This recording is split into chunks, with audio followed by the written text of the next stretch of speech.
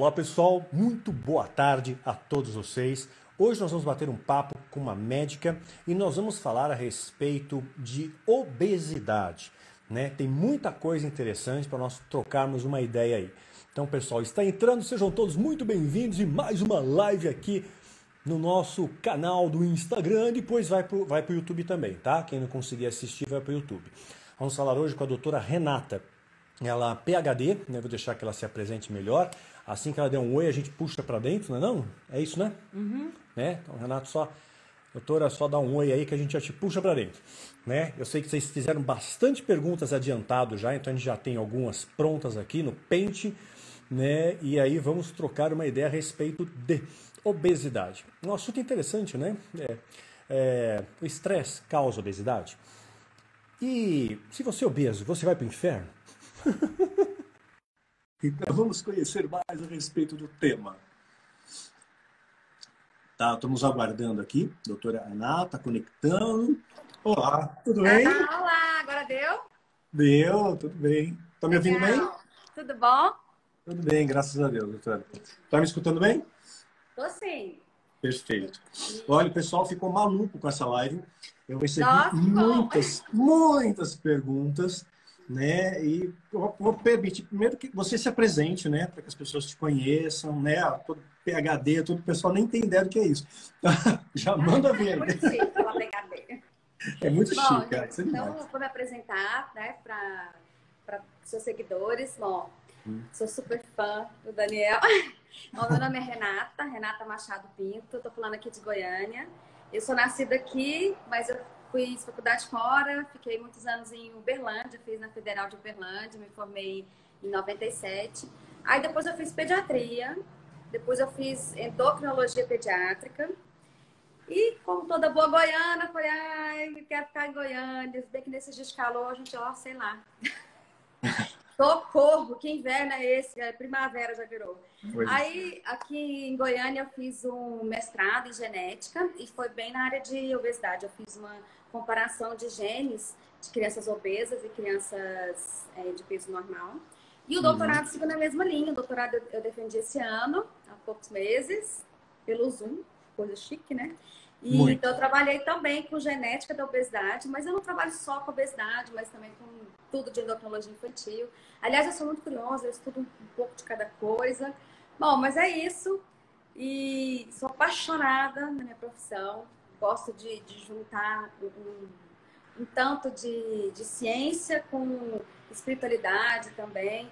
E tem muita gente que fala, nossa, você é PhD, você é religiosa. Eu falei, nossa, claro, quanto mais eu estudo medicina, mais eu estudo mecanismo molecular, DNA, não sei o que, mais encantada eu fico, mais de fé eu me torno, porque eu estou estudando, na verdade, assim, como é que Deus organizou as coisas, né?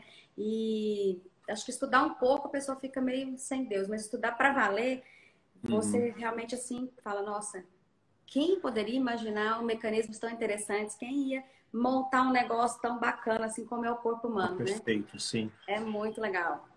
Desde a mitocôndria, as coisas mais simples, né? Até Não, as tudo. mais complexas, né? É muito interessante. Então, doutora, uma das perguntas, assim, é uma das mais, tá? Se o estresse, ele corrobora para a obesidade. A pessoa que está em estado de estresse. Sem dúvida, e a gente vê muito isso, né? E vira, na verdade, um ciclo vicioso, né? O estresse te leva a ter comportamentos que engordam, te facilita ganhar peso, e você estando obeso, mais estressado você fica e vai fazendo esse ciclo vicioso, né? O hormônio do estresse, ele está bem famoso agora, porque é um dos tratamentos que funciona na Covid, é o corticoide natural, o cortisol, o glicocorticoide, tudo que termina em ona, betametasona, dexametasona, fluticasona, tem um monte de remédio que contém corticoide, né? E a gente vê muito o uso errado desse hormônio do estresse, levando a um excesso no corpo. E isso causa, assim, ele tem um efeito de aumentar apetite, ele incha e ele causa obesidade, um tipo de obesidade que é bem característico, que fica mais assim, gordinho aqui, mais no tronco, na barriga, as pernas mais finas. Esse é quando é um estresse exagerado por uma doença ou um excesso de remédio. Mas aquele estresse do dia a dia, esse mais comum, que a gente não tem um excesso enorme de corticoides no corpo, né? O natural. Sim. Não é uma doença de coxa, é só um estresse. Ele dá uma aumentadinha, ele vai dando umas aumentadas e sim, o estresse acaba fazendo a gente ter comportamentos de procurar comidas mais calóricas. Não adianta, né, gente? Não é o mesmo prazer comer uma salada de comer uma batata frita com sorvete. Nós vamos... Vai ser muito difícil encontrar alguém que fala, não, eu tenho o mesmo prazer de comer uma salada com grelhado e de comer uma porcaria. Essas porcarias, elas dão conta de lá no nosso cérebro fazer uma comunicação assim, sinta muito prazer. E isso pode desencadear um processo igual ao vício mesmo, vício de álcool, de cigarro. O mesmo lugar do cérebro que, né, faz a estimulação, faz uma cascata de sensação de prazer, que vai drogas, sexo, quando vira vício, qualquer coisa que te dê prazer, a comida também consegue ativar o mesmo lugarzinho. E a gente pode, em algumas situações, acabar fazendo um ciclo, como se fosse entre aspas, um vício em comida. Nem todo mundo que é obeso tem isso, né? Nem todo mundo que é obeso tem isso. Mas as comidas com maior quantidade desse tipo de alimento, muita gordura, muito açúcar, que são as super palatáveis, eles te dão mais prazer. E aí você pode entrar facilmente num ciclo vicioso. Ainda mais agora, né, gente? Nessa pandemia. Na pandemia, todo mundo em casa, né? Fazendo bolo, né? Faz pão de ló, vai fazer. Ai, aquele pão de ló seu é muito bonito. Aquilo faz a gente ficar viciado, tá? Pois é. Brincadeira, e como é que gente. combate isso? Aí a pessoa tem que procurar o quê? Uma terapia, uma medicação para aliviar o estresse, tipo Ancitec, claro, receitado por um médico e tudo mais. É isso. É suporte medicamentoso? Quando a gente fala em obesidade, a gente tem que pensar que a obesidade não tem uma causa, mas são vários fatores para levar aquilo ali. Sempre pensa, né? Um desbalança, a balancinha tá aqui, os dois pratinhos, né? O tanto que você come, ingere, o tanto que você gasta. Realmente, é uma balancinha. Agora, o que faz essa balança pender mais para o lado de ter mais calorias no corpo do que eu gasto? Aí é uma série de coisas bem complexas. Aí entram vários fatores. Um deles é o estresse. Então, se eu sei que para aquela pessoa obesa o estresse é muito importante, com certeza eu vou precisar de uma equipe que vai mexer naquilo ali. Então, terapia, aliás, quase todas as pessoas com obesidade vão acabar... E, aliás, eu acho que todo mundo deve fazer terapia, pelo menos em alguma fase da vida. É muito importante. Sim. Às vezes, medicamentos, né, que vão agir ali, comportamentos que melhoram o estresse, por exemplo, meditação, ler livros, uma vida religiosa, exercício físico, sair para conversar. Tem que ter uma válvula de escape, né? Para drenar. Tem que ter uma válvula de escape para esse estresse. Mas não é só estresse, a gente tem um monte de outras coisas também para chegar lá. Agora, que o estresse atrapalha, isso a gente vê mesmo. E tem muita aquela história assim, mas eu tô tão estressada, eu mereço. É uma recompensa, né? É verdade. Mas a gente tem que fazer isso só de vez em quando, porque eu mereço todo dia ter aquele minha recompensa. Às vezes eu sinto mas que isso não também, seja só na semana. comida. E assim, outra pergunta que fizeram muito, né? Então, nem toda pessoa que está acima do peso, ela está porque quer estar acima do peso. Eu já escutei até pessoas líderes de lideranças religiosas falando nos altares, né? Dizendo que as pessoas que estão acima do peso, faz a conta do IMC, está acima, vai para o inferno. Então, tem N fatores que podem causar obesidade, né? Quer dizer, então, às vezes a pessoa... não é por causa que ela não tem o pecado da gula, digamos assim, como não. Nossa, isso para deixar bem claro. E assim, infelizmente até hoje, né, os obesos sofrem muito de gordofobia, mesmo dentro das questões religiosas, como você tem falado, né, nos locais onde deveriam ser acolhidos, e mesmo dentro dos profissionais de saúde, infelizmente até com especialistas, muitas vezes são tratados com desdém.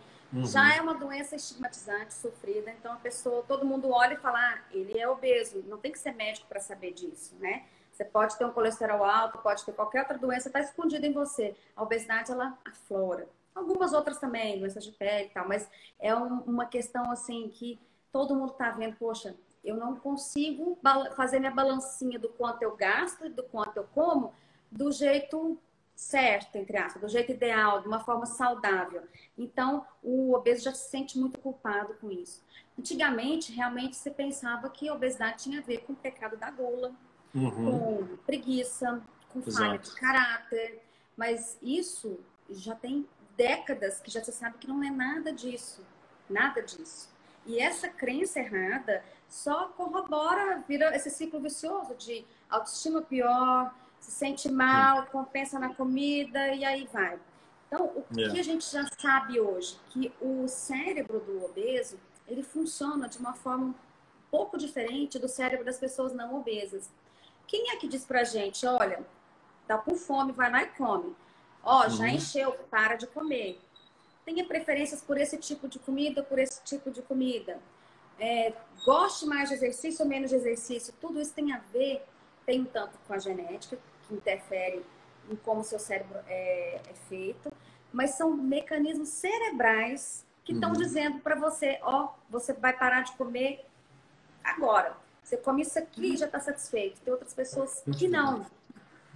Então, isso daí, gente, é uma doença que leva a várias complicações e que desregula um pouco o seu próprio cérebro. Tratar os obesos como assim, vai ter um livro dos anos 80, 90, só é gordo quem quer. E essa frase ficou famosa. Isso é uma falácia.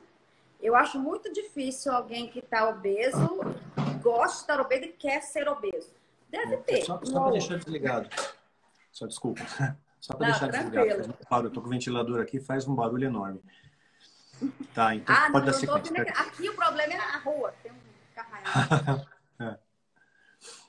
Então, quer dizer, nem todo mundo que está acima do peso tá porque quer. Pode ter N coisas, né? Problema de tireoide.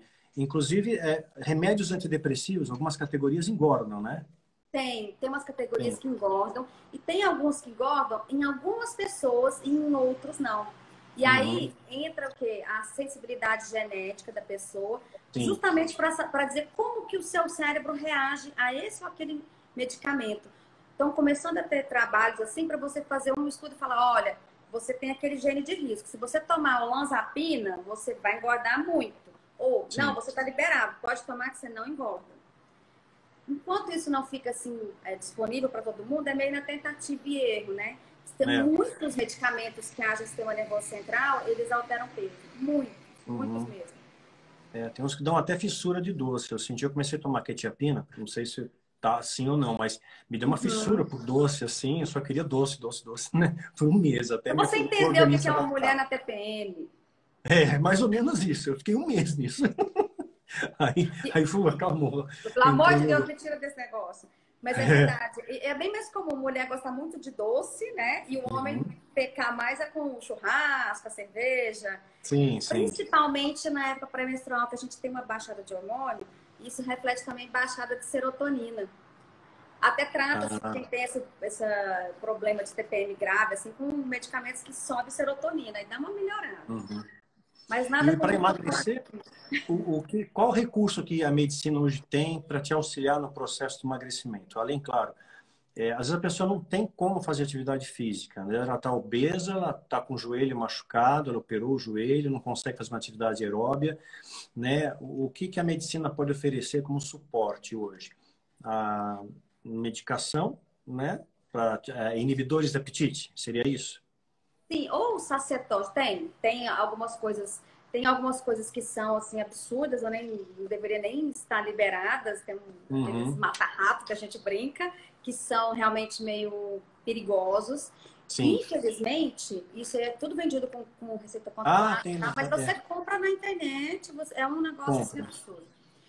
Pior do que isso, são umas coisas malucas que aí coloca um monte de bagunça no meio. Uma mistureba, isso não se deve fazer de jeito nenhum. Pode até funcionar no curto prazo. Tem uns que vão te fazer ter diarreia, perder massa magra, desidratar. Então, na balança, vai dar uma murchada. Mas vem às custas de muito efeito colateral. O pessoal coloca hormônio tiroidiano, então vai dar, assim, um estresse danado, taquicardia, perde músculo. E um risco de arritmia, de infarto.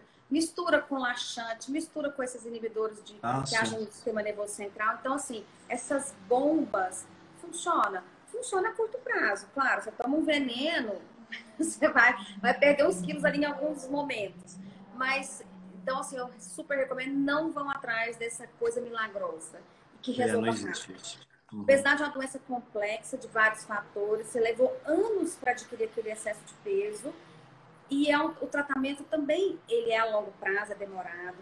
Então, assim, exercício físico é fundamental, mas ele sozinho também não dá conta do recado. Às vezes a pessoa está numa situação que naquele momento não tem como praticar exercício. Isso já quando está bem mais grave. Mas, eventualmente, dentro de uma piscina, o máximo que puder de exercício vai te ajudar muito. Tanto porque você queima na hora, quanto que você ganha massa magra. O músculo, com você dormindo, você já está gastando mais calorias. Gasta mais. E assim, quem puder, que faça as duas coisas. Tanto aqueles exercícios que aceleram mais o coração, quanto também os exercícios de resistidos, de força, de aumentar a massa, né? Ou musculação, ou funcional. Então, exercício físico com certeza. Eu preciso reduzir a quantidade de calorias. Isso é básico. O que emagrece é a balancinha. Então, eu tenho que reduzir caloria. Como é que eu vou fazer isso? Quantidade, muitas vezes. Qualidade, sempre também. Então, para criança, adolescente, às vezes eu nem preciso fazer uma dieta hipocalórica. Só de normalizar a caloria, o menino tem um metabolismo lá em cima, está crescendo, rapidinho eles resolvem quando aderem. Mas essa dieta tem que ser aderida. Não adianta eu vou lá, vou na nutricionista, vou no nutrólogo, vou no endócrino, ganho um papel lindo e não sigo. Então, o mais difícil é como que eu vou convencer esse paciente a realmente seguir aquilo ali. Saber o que fazer, quase todo mundo sabe. Né? Não são coisas absurdas, são coisas mais simples. O mais simples é o melhor. A comida muito elaborada é mais danosa para você. Mas aí entra o quê? Aquela dificuldade do obeso, por questões do seu cérebro ser diferente, de conseguir fazer isso aí. Aí que entram medicamentos que podem te ajudar. Vários medicamentos, eles vão simular o que o nosso corpo normalmente faz. Avisa para o cérebro que está na hora de parar de comer. Reduz a fome ou aumenta a saciedade. Agora, tem outros que são mais perigosos. Lá na frente, a gente tem a possibilidade de cirurgia bariátrica. Eu falo, o clínico falhou, né? Tem alguns casos bem mais severos, né? A bariátrica. Bem mais severos. E a cirurgia bariátrica não é assim, vou lá e faço a cirurgia. Não é bem assim. A gente fala, não, vou engordar muito, porque depois eu vou e faço a cirurgia. Opa! Tem risco durante a cirurgia, é uma cirurgia de risco. Tem risco depois, é uma mutilação, né? Tem vários tipos, mas geralmente você tira uma parte do seu intestino e então a pessoa pode não conseguir absorver nutrientes importantes, pode ficar depois com uma sequela de absorção para sempre, tendo que repor ferro, repor vitaminas, etc. Alguns vão ter uma diarreia crônica. E tem gente que ainda não está mentalmente preparada para a cirurgia, porque depois que você faz a cirurgia, você não consegue comer daquele tanto. Se você insistir, você vai passar mal. Você pode até explodir ali o estômago, você vai vomitar. Então tem que ter tudo isso. Tem que se ver tudo isso. Não é e assim, pessoas às vezes também tomam muitos remédios, né? Muita medicação, porque precisam, né? Tem vários problemas de saúde, ela não é indicado fazer a bariátrica, né? Porque a absorção vai mudar também, né? Não, também. E assim, a questão psiquiátrica da bariátrica é muito importante. Não, é muito complexo. E quem chegou lá na frente, a bariátrica está sendo usada mais para pessoas que têm obesidade mais grave, né? A obesidade, ela quase nunca vem sozinha. Se hoje a pessoa tem só obesidade, mas nenhum problema clínico, pode ser o obeso metabolicamente saudável, isso é uma coisa que, por enquanto, o que a gente vê é que o obeso ele vai adquirindo doenças que são consequências da obesidade.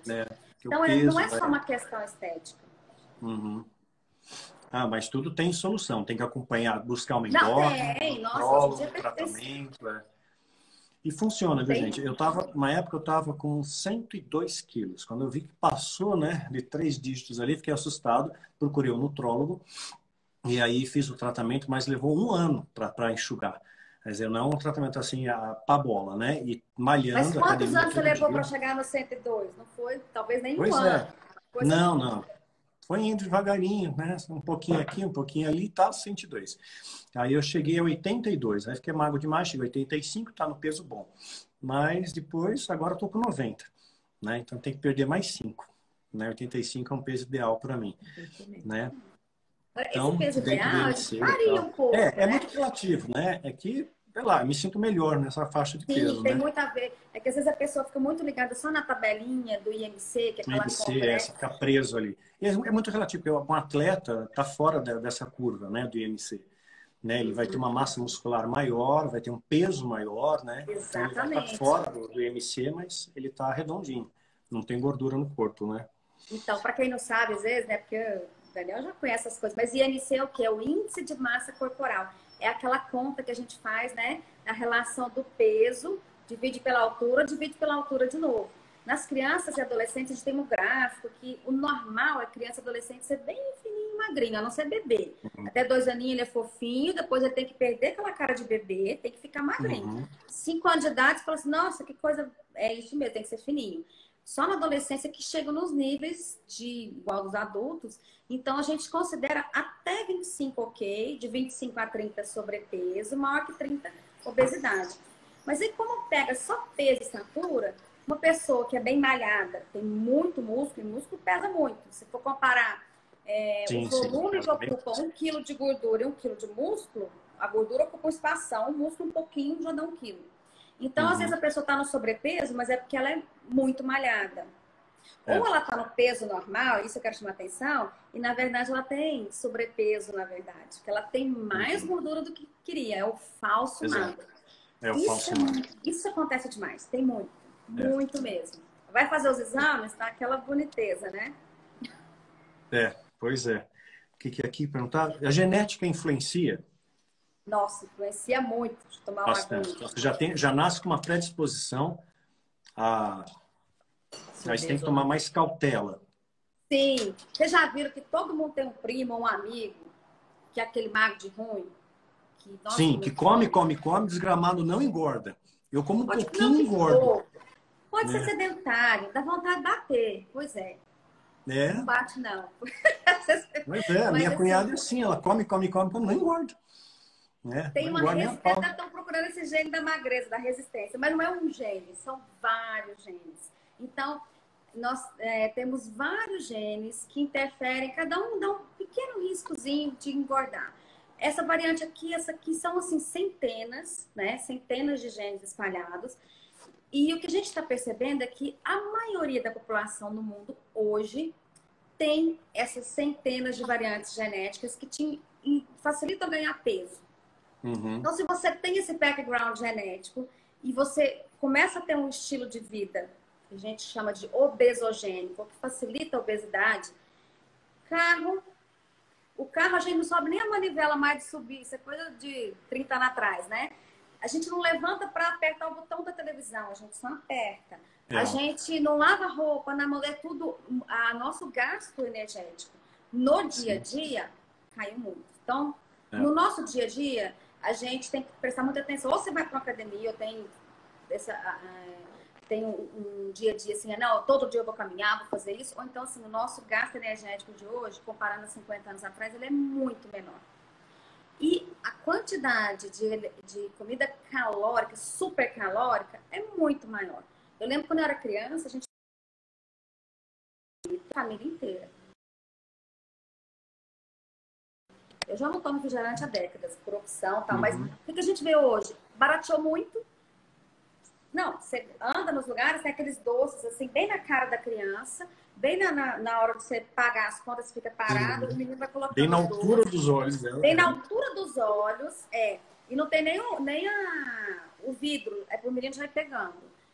Bolacha recheada, tudo de pacotinho, tudo que foi industrializado é muito calórico. Tem gordura trans, tem muito sal e tem também... Pipoca caramelada, essas coisas assim, não deve comer, né? Tem uns aditivos, tem um deles que é o glutamato, que ele realmente vicia. Você não consegue parar de comer enquanto você não acabou o pacote. A gente tem receptor aqui na nossa língua só para ele. Na verdade, ele parece ter continuado, mas realça o sabor. Tipo por exemplo, pizza, aqueles chips fandango eu acho fedido. Eu acho, não gosto. Mas eu já acabei comendo, um dia estava morrendo de fome, alguém tinha. Você come, eu falo, gente, esse é fedido, mas você come, você acha gostoso. Você, como é que é isso? E você só come até o final. E nisso tem em várias comidas. Ou seja, nós estamos mergulhados num ambiente que te empurra para você ficar obeso. E a gente, no geral, tem esses genes. É um prato feito. Por isso que nós estamos com esses níveis de obesidade no mundiais, mundo, né? Nos Estados Unidos, acho que tá assustador lá também. Assustador. Né? E lá, eles têm muito obesos mórbidos, aqueles muito obesos. Com índice de massa corporal lá em cima mesmo. Aqui nós temos, mas proporcionalmente um pouco menos. Mas mais de metade da população adulta está acima do peso. Aí inclui obesidade e sobrepeso. Então, a gente fica pensando, mas por que isso, né? É a genética? Por que a gente tem essa genética? Quando a gente vai pensar na nossa evolução, né, humana ao longo dos milênios, o que era comum? Era falta de alimento, né? Antes de ter a agricultura. Então, os humanos da pré-história, eles tinham que correr de bicho, fazer muito exercício. Quando eles tinham comida, eles tinham o quê? O que era melhor? Comer muito, conseguir guardar o máximo de alimento ali, porque tinha muito, porque seca, falta de alimento era muito mais comum. Então, o que foi selecionando ao longo dos milênios? Esses genes de ficar mais gordinho, de conseguir comer muito, de gostar de coisa calórica. Quando tem comida, vamos comer muito. Então, nós fomos, ao longo de milênios, separando esses genes. Aí tá, dali a pouco, o que o homem conseguiu fazer? Fogo. O que o fogo fez? Além de propiciar a gente cozinhar alimento, porque o alimento... Começou um churrasco ali, né? Nossa, é mais gostoso. Tem um monte de comida que você não consegue comer cru, mas você come ela cozida, assada, né? Com fogo você consegue comer. A mesma comida cozida, ela é mais fácil de digerir. Então, uma cenoura cozida, você está absorvendo muito mais caloria do que a crua. Isso, um monte de coisa, mas deu para entender, né? E outra coisa, você tirou o efeito do predador. Foi com o fogo que o humano passou pro topo da cadeia alimentar. Antes não, a gente era comida de leão, de onça aqui, sim, a gente tem que correr. Então, quem quer ser comido primeiro? Aquele mais gordinho, menos atlético, corria menos. Aí tá, o leão comia aquele ali, os outros corriam. Com o fogo, o gordinho vai aqui, seu leão, sua onça, ao fogo, os bichos saíram correndo. Então, não ficou mais necessário você ser atlético. Juntou a fome com a vontade de comer, né? Essas duas pressões desse estilo da natureza juntaram, então, nos humanos esses genes que hoje nos fazem engordar. Hoje não tem leão correndo atrás da gente, a gente não tem escassez de alimento, a gente tem os alimentos super esdrúxulos que não tem na natureza, que engordam muito fácil. Então, nós estamos, assim, num momento que se a gente não nadar contra a maré, nós vamos todos ficar obesos. Ou quase todos. Exceção daqueles... Mas o obeso não vai pro inferno. Aquele primo que a gente tem, que é o mago de ruim. Mas isso aí é, assim, uma porção pequena da humanidade. A maioria vai acabar engordando se não se tocar e falar, olha, eu tenho que agir diferente do que é mais confortável. Ficar deitado vendo Netflix e comendo. Sim. Guloseima. Estou perguntando aqui, após que idade se torna mais difícil o processo de emagrecimento? A gente vai ter um ritmo biológico aí, né? Sim. Então, quanto mais cedo, quanto mais anos a pessoa é obesa, mais difícil é de conseguir voltar ao peso. E quanto mais obesa ela está, mais difícil é de voltar ao peso normal. Então, a gente tem um set point que a gente passa, que você desregula o seu sistema nervoso central. Então, você tem uma fase que você está sempre naquele peso ali. 2 quilinhos para mais ou para menos. Então, às vezes você nem fez tanta dieta ou nem comeu tanto a mais, você está sempre ali naquela variação. Você entra num processo, você deu uma engordada, o seu hipotálamo entende que o seu peso normal não é mais esse, é esse. Vai fazer de tudo para você ficar nesse peso. Por isso que na hora que você emagrece, ok, emagreci. Depois que você está no peso que você quer, esses 6 meses de manutenção são muito importantes e muito difíceis. Porque o seu corpo vai te boicotar para te voltar para aquele peso que você tinha 6 meses atrás. Sim. Então, quanto mais tempo você engordou e quanto mais obeso você está, mais difícil.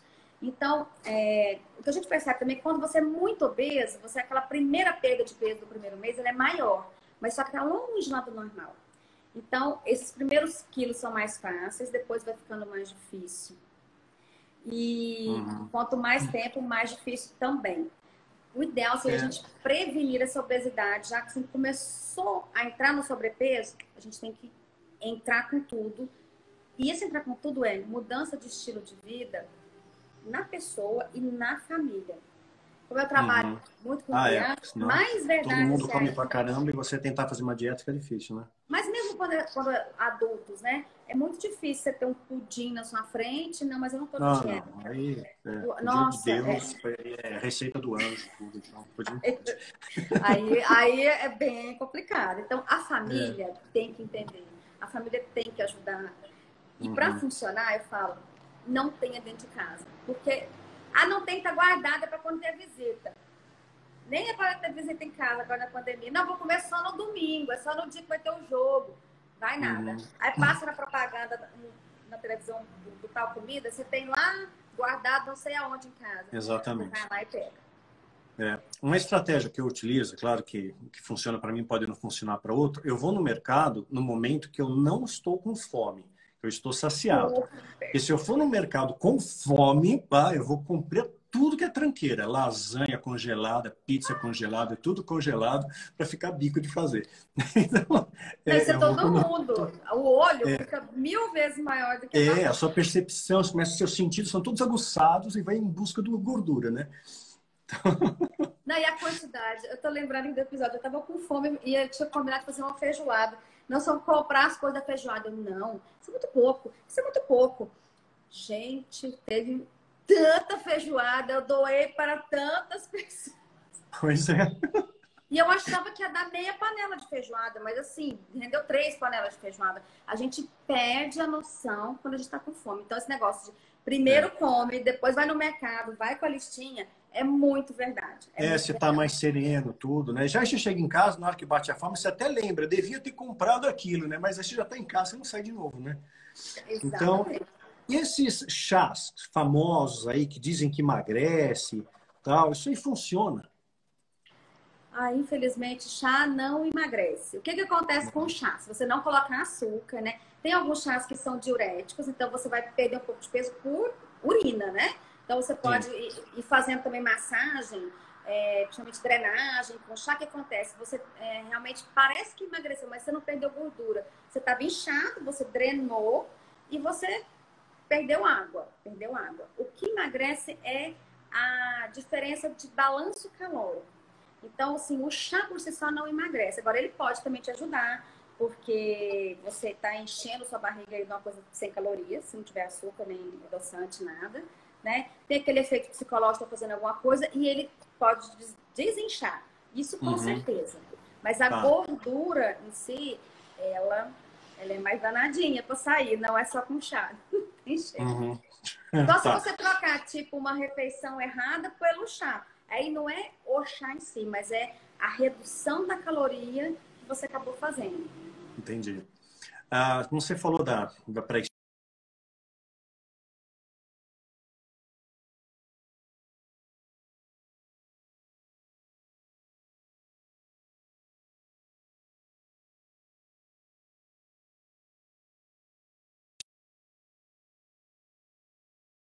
Daniel que pausou, gente, mas eu tô aqui ainda. Pronto, voltei. Deu uma falha aqui na... Voltei. Tá. Essa dieta paleolítica, ela tem algum efeito? Funciona? Porque a pessoa come só proteína e salada, né, praticamente. Isso funciona? Dieta das cavernas? Das cavernas. Bom, vai funcionar sempre. Qualquer dieta funciona. Não tô falando aqui se ela é saudável ou não. Tô falando que funciona do ponto de vista vou perder gordura se você fizer um balanço negativo de calorias. Então, você está mais gastando do que você está ingerindo, né? Então, essa dieta paleolítica ela é interessante porque ela tira os industrializados. Então, nesse ponto, muito bom. Que industrializado a gente realmente pode cortar.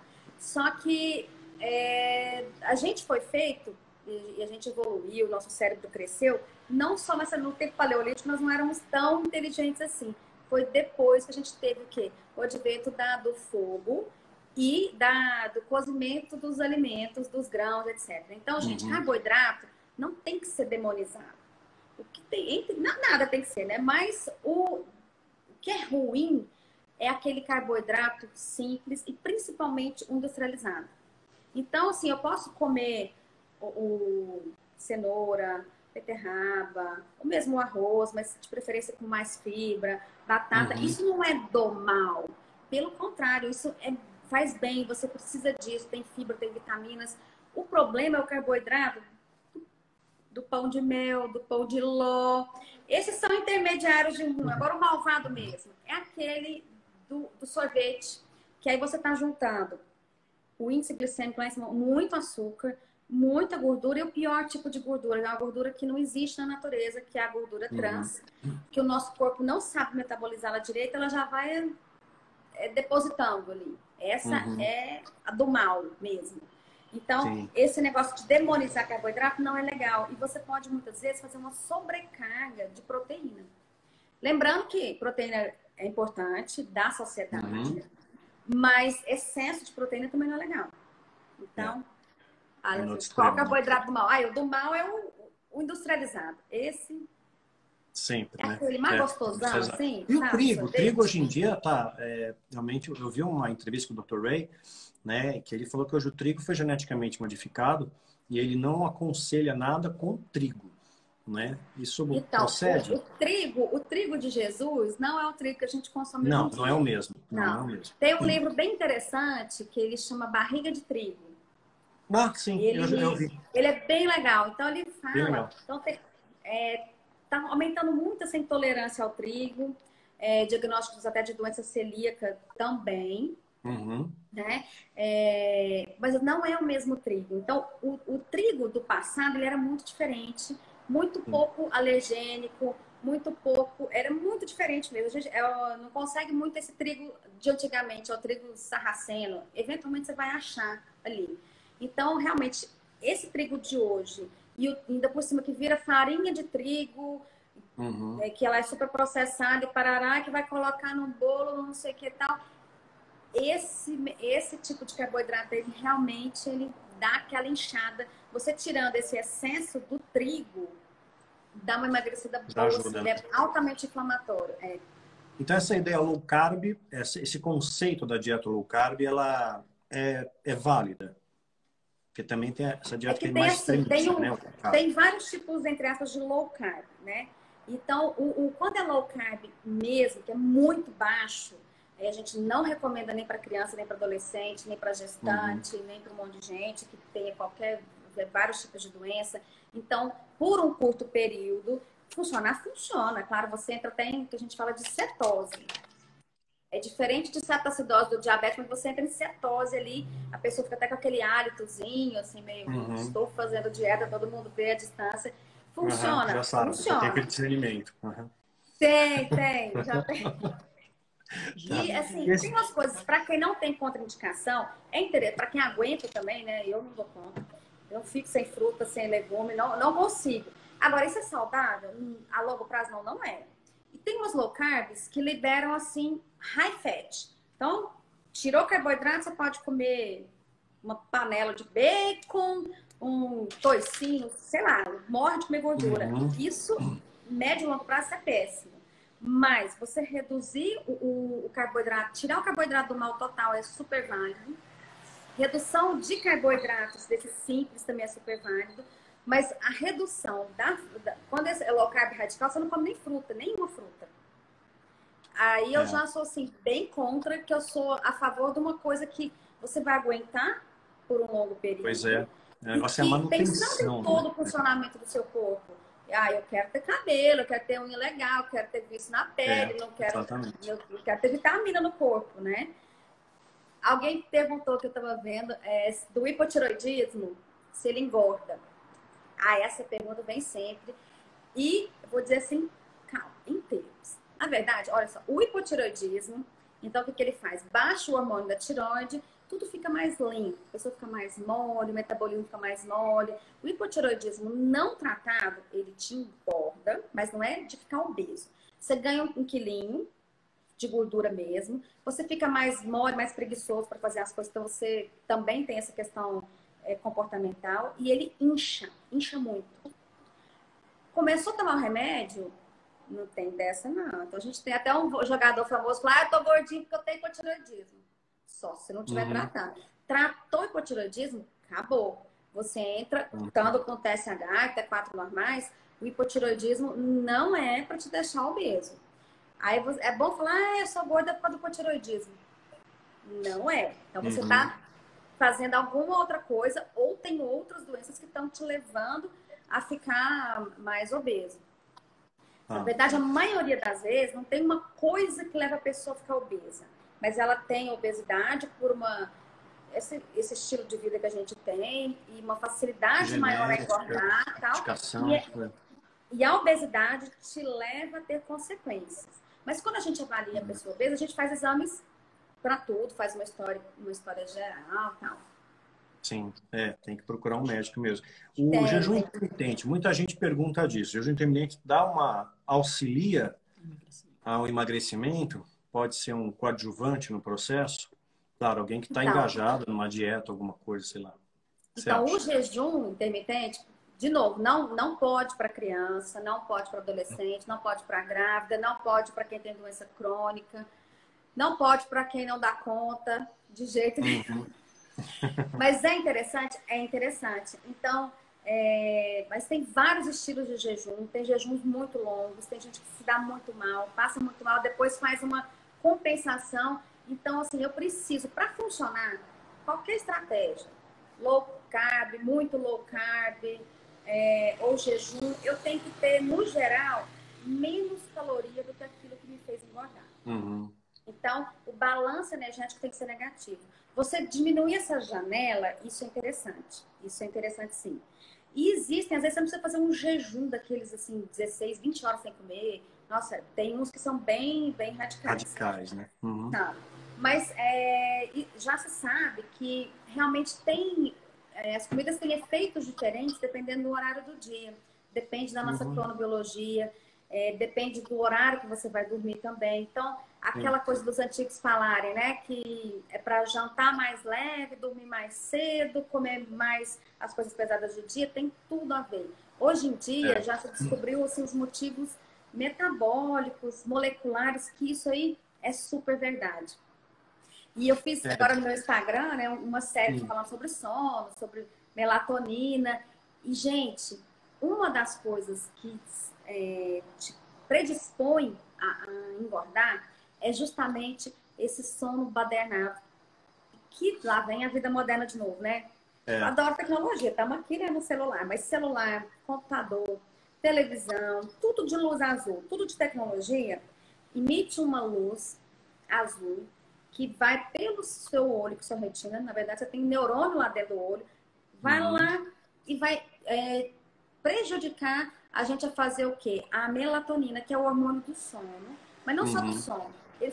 A melatonina faz um monte de coisa, inclusive deixa o metabolismo melhor, você tem maior chance de ter diabetes e de ter obesidade se você está sempre dormindo tarde, acordando tarde, dormindo pouco, dormindo bagunçado. E quem não está fazendo isso hoje em dia?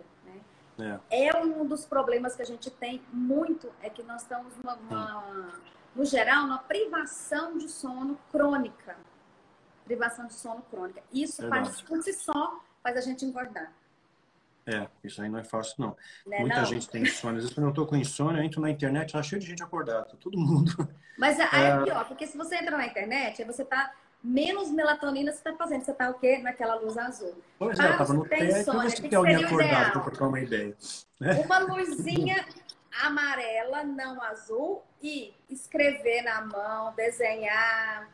Ler um livro ajuda? Ler um livro, mas não com a luz azul. Não vale ler livro no computador. Tem que ser sim. Não, livro mesmo. Livro mesmo. Com a luzinha azul ali.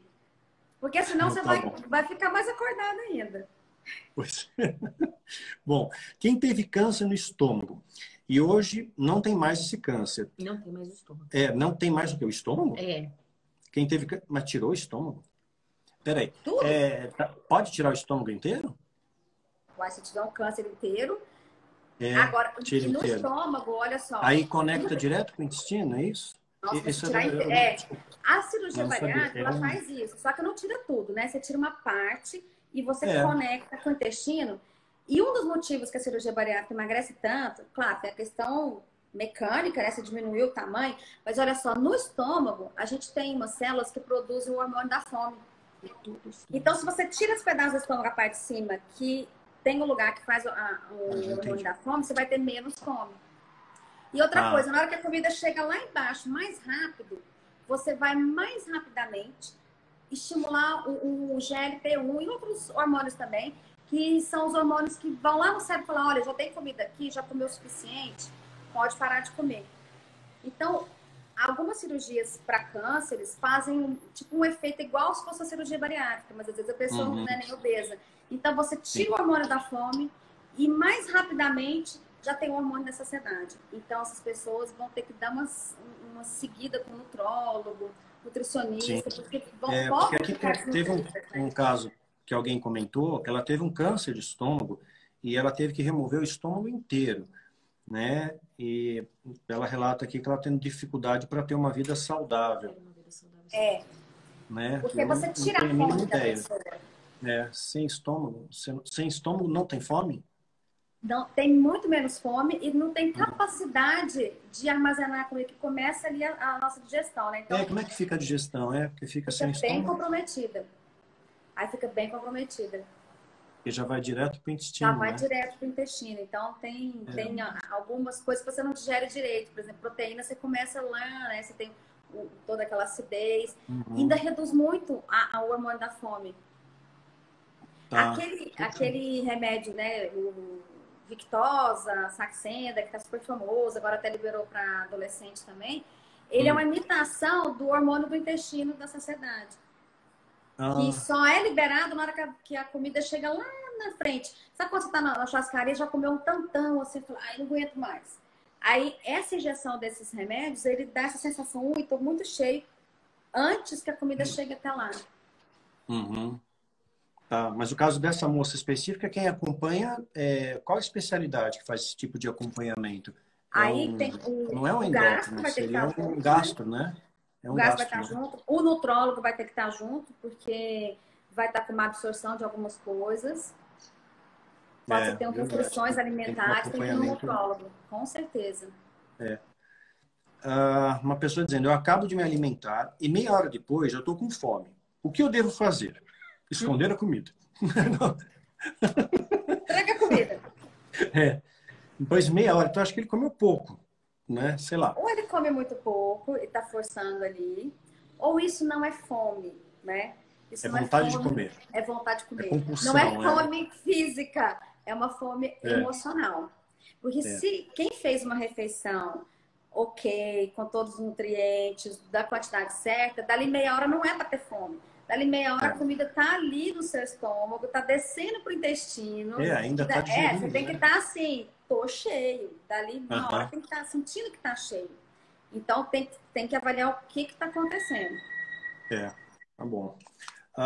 Sibutramina ajuda até que ponto? Porque tem medicação que te ajuda realmente a emagrecer, eu sei, só que elas dão efeito rebote depois. Quer dizer, quando você suspende a medicação, às vezes a pessoa come mais do que comia antes. Né? Eu já conheci vários casos assim. Mas olha só, o preconceito que tem com a obesidade, né? É uma doença crônica, grave, está relacionada com aumento de mortalidade por uma série de fatores. E o tratamento é a longo prazo. Resolveu, eu vou ter que tirar devagarzinho. O povo assim, quero tirar logo. Não é assim, você faz rebote mesmo. Olha só, quem tem pressão alta, vai lá, toma seu comprimido de pressão. Nossa, a pressão tá boa, vou tirar o remédio. Vai subir a pressão. Ninguém fala que é viciado em remédio de pressão, mas existe um preconceito de tratar a obesidade que é terrível. Então, tem colesterol alto, a gente tem que tomar remédio para colesterol a vida inteira. Isso é uma série de coisas. O hipotiroidismo, estou tratando, mas eu... não, tá bom, eu vou tirar. Não é assim. Então, a obesidade, claro, ela é extremamente complexa, é mais complexa do que esses exemplos que eu dei, mas mais ainda você tem que saber que é um tratamento a longo prazo. Depois que a pessoa atinge o peso ok, tem que ser feita uma redução de dose devagar para ela manter aqueles hábitos de vida. Uma coisa que eu falo sempre no meu consultório, quando eu vou começar algum medicamento para auxiliar na obesidade, eu falo, olha, não tem remédio que emagrece. O que emagrece é mudança de vida, é dieta, exercício, para você fazer a balancinha ficar ok. Mas o remédio te ajuda a fazer dieta, exercício, sem você sofrer desse, né? Como você já tentou várias vezes. Então, é uma muleta que eu preciso dela nesse momento e ela tem que ser tirada devagarzinho. Hoje a gente observa que no planeta inteiro, né, uma das doenças mais que acometem a humanidade é a depressão, né? E tem muitos medicamentos antidepressivos que engordam. Na depressão você tem os dois extremos. Ou você come demais para preencher a sensação de preencher o vazio, né, entrar na compulsão alimentar, ou você não come, né? Você cai no outro extremo de não ter fome, né? Então, tudo isso tem que buscar tratamento, orientação. Isso é importante avisar o povo, né? Tem que buscar psiquiatra, terapeuta. É um trabalho em conjunto, né? Quer dizer, o endócrino vai dar um suporte, mas você precisa de um psiquiatra para te ajudar, terapeuta para te ajudar, um nutrólogo, né? Você tem que ter uma equipe é uma soma, né, de esforços para você ter um resultado, né? E às vezes as pessoas querem resultado rápido, né? Depressão e obesidade estão muito intimamente ligados. Não só no tratamento, mas também assim, uma retroalimentando a outra. A gente tem que estar em conjunto. O tratamento de uma pode desencadear a outra. A gente tem que se conversar ali. E são tratamentos a longo prazo. E nos dois casos, a gente não pode tirar medicamento de uma hora para outra. A gente tem que fazer desmame. E tem alguns medicamentos que são para a vida toda. Ou pelo menos assim, anos e anos, talvez a gente vai tirar daqui. Mas pensa que é para a vida toda e de repente vai ter uma coisa melhor, né? E a gente vai conseguir tirar. Mas isso não é demérito nenhum, de forma alguma. Verdade. A obesidade tem a ver com micróbio? Não, microbiota. Microbiota Tem intestinal. sim. Obesidade tem a ver com microbiota e tem a ver com um monte de coisa que a gente nem pensa. Obesidade começa na programação metabólica de quando você está na barriga da sua mãe. Aliás, quando a sua mãe era um feto na barriga da avó, e o seu pai também, já se formam algumas tendências de obesidade que vão passar para o gameta, que vão formar você. Mas o que acontece nos 1000 dias? 1000 dias é quando está na barriga da mãe até fazer 2 aninhos de idade. Modula essa pessoa para um monte de coisa, estamos falando de obesidade aqui, mas para você ter maior ou menor tendência. Dentre essas coisas, a microbiota entra, que são o quê? Os micro-organismos, as bactérias, os bichinhos que moram na gente. E dependendo de como foi a sua gravidez, a via de parto, amamentou ou não, já começa ali a formar a microbiota do bem ou do mal. Então, a microbiota de uma pessoa que teve um parto cesáreo, que não mamou na mãe, que tomou muito antibiótico na infância, ela já vem assim prontinha para te atrapalhar a vida.